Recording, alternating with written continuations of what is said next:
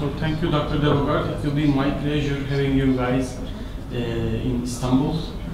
And I'm so glad next year all my friends will be in lovely city. My presentation will be about the future of robotic microsurgery in Europe. First of all, I have any conflict of interest because I will talk some of the companies. I would like to state that I do not have any financially or intellectual conflict of interest. My presentation will be, so first I briefly summarize the limitation of current robotic platform, and then we'll talk about upcoming robotic systems and adjunctive robotic tools that will be helpful for robotic microsurgery.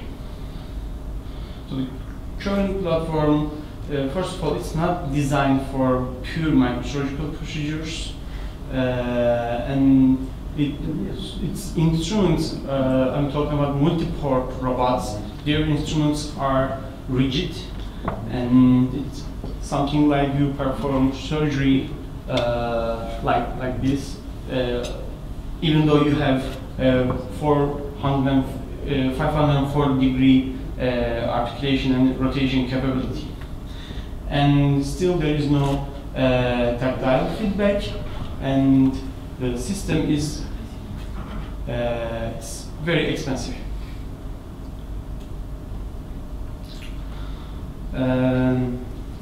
With the instrument, the rigid instruments, they solve this problem with single port approach. This is the video showing DaVinci SV device. This may not be important for extracorporeal robotic procedures, but for intracorporeal procedures, sometimes you might need these flexible arms.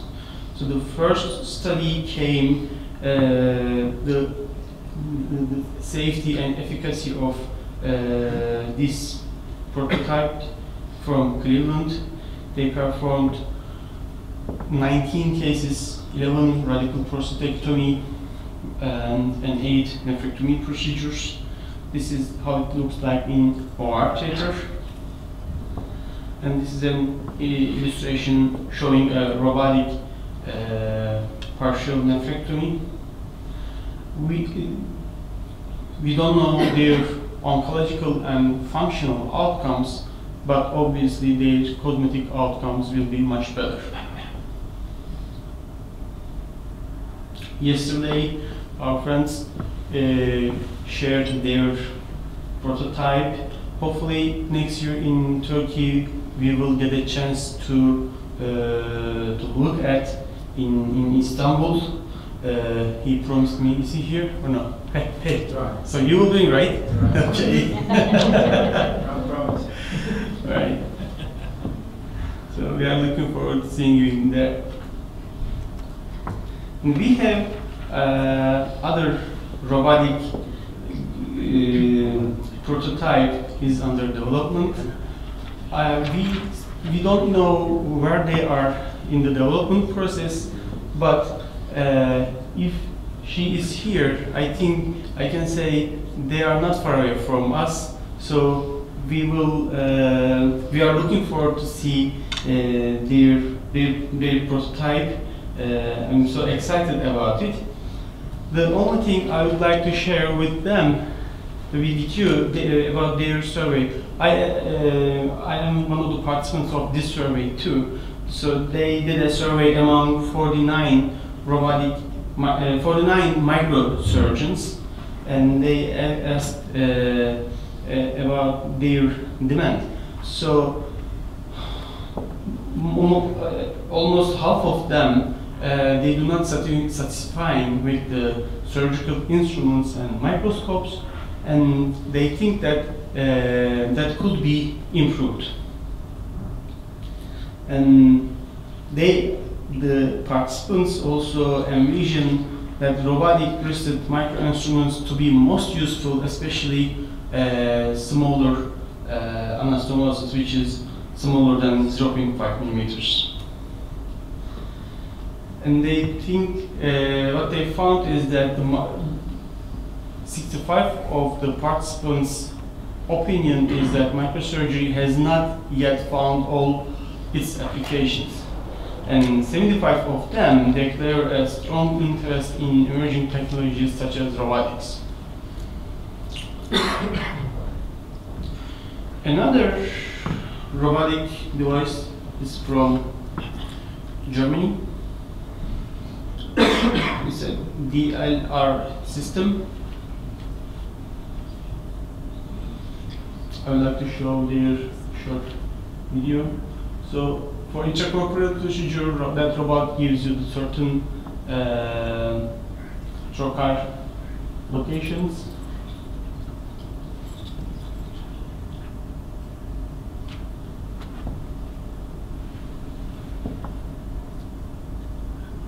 And it points by itself.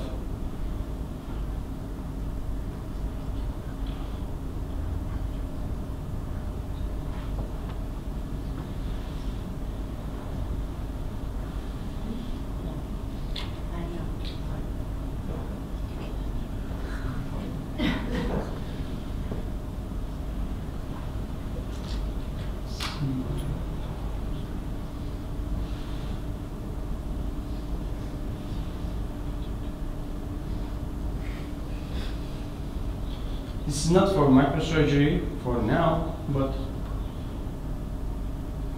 Da Vinci, at the beginning, Da Vinci wasn't for microsurgery too. So,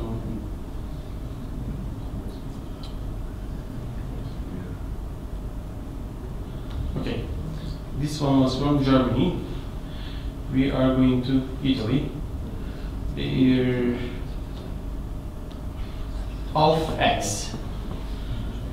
So they have recently published partial nephrectomy procedure in an animal study. They showed feasibility and safety of their robotic system in a pig model. This is a multi-port robot. This is not designed for pure microsurgical procedures, but can be alternative to intuitive.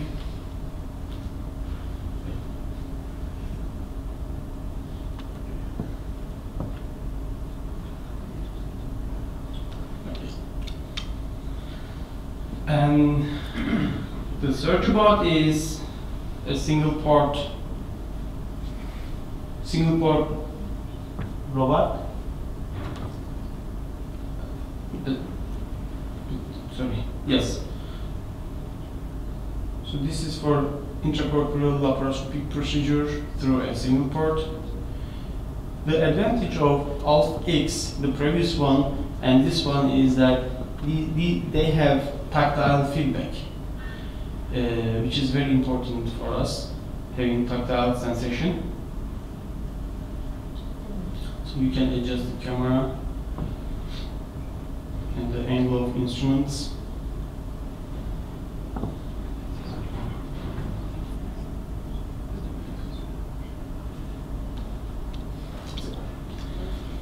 And the adjunctive tools, in the future we may, the lack of tactile feedback is sometimes can be harmful for tissue. So in the future we expect having lead-embedded instruments to protect those tissues from ischemia. So those tools can measure the tissue oxygenation, and then they can adjust the pressure of the instrument.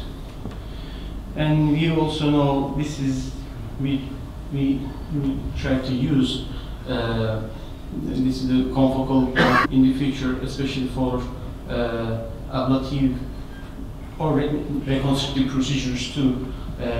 Might be helpful for us to to protect adjunctive tissues from any kind of damage.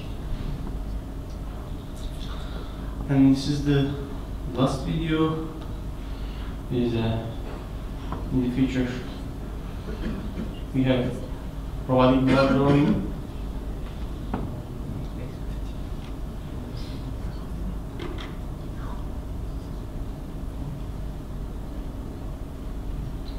Finds the vessel.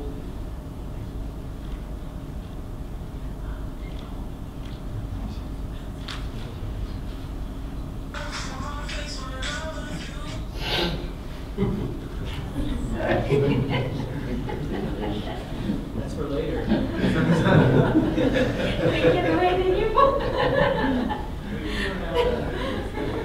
And finally, thank you for your attention, and I will be glad having you guys in Istanbul. Thank you.